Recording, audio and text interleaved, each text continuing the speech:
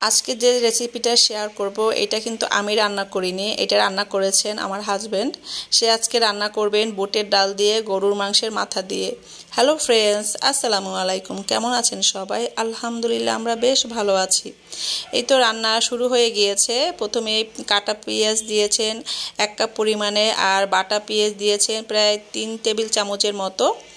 এর সাথে রসুন বাটা দিয়েছেন 1.5 চামচের মতো, এবং আদা বাটা দিয়েছেন 2 চামচের মতো, আর জিরা বাটাও দিয়েছেন 1.5 চামচের মতো। ভালো করে মশলাটা কষিয়ে নিচ্ছেন। এর সাথে দিয়ে দিচ্ছেন স্বাদ মতো লবণ, এবং দিবেন 1.5 চামচের মতো ধনে গুঁড়া। আর আজকে রান্নায় কিন্তু রাঁধুনির মাংসের যে মশলাটা সেটাও ইউজ করবেন। এই রাঁধুনির মাংসের মশলা কিন্তু মাংসের ভিতরে দিলে অসাধারণ একটা টেস্ট হয়, যেটা সাধারণ রান্নার থেকে একটু মজাটা আমার কাছে বেশি মনে হয়। আর এখানে গরুর মাংসের জন্য কিন্তু আলাদা মশলা আছে, আবার মুরগির জন্য কিন্তু আলাদা মশলা আছে। আপনারা যে যেটা দরকার সেইটা নিতে পারেন। আমরা ম্যাক্সিমাম টাইমে এইটা ইউজ করি রান্নায়। এটা খুবই ভালো হয়, রান্নাটা অনেক মজা হয়। এই তো আমার গরুর মাংসের মাথাটা ভালো করে ধুয়ে দিয়েছি। এখানে গরম পানি দিয়ে এটা ধুলে গন্ধটা আর থাকে না। আর এই যে বুটের ডাল প্রায় 1 থেকে 1.5 ঘন্টার মতো ভিজানো আছে, তাহলে ডালটা একদম সফট হয়ে যায়। আর এদিকে মশলাটা ভালো করে উনি কষিয়ে নিচ্ছেন, যাতে করে মশলাটা যে স্মেল থাকে সেটা না থাকে। আর মশলা যত বেশি কষানো হবে রান্নাটাও কিন্তু তত বেশি মজা হবে।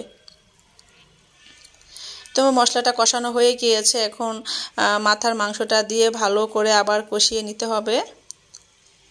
এই পর্যায়ে একটু ঢেকে দিয়ে একদম মাঝারি আছে রান্নাটা করতে হবে, যাতে করে মাংসের যে পানিটা বের হলে ওই পানি দিয়ে যেন মাংসটা মোটামুটি আধা সেদ্ধ করা হয়ে যায়। আর গরুর মাথার মাংস কিন্তু একটু শক্ত টাইপের হয়, একটু কিছুক্ষণ হাতে সময় নিয়ে কিন্তু এটা মিডিয়াম আঁচে রান্না করতে হবে। এই পর্যায়ে দিয়ে দিচ্ছেন বুটের ডাল আর মাংস দিয়ে ভালো করে মশলায় কষিয়ে নিতে হবে।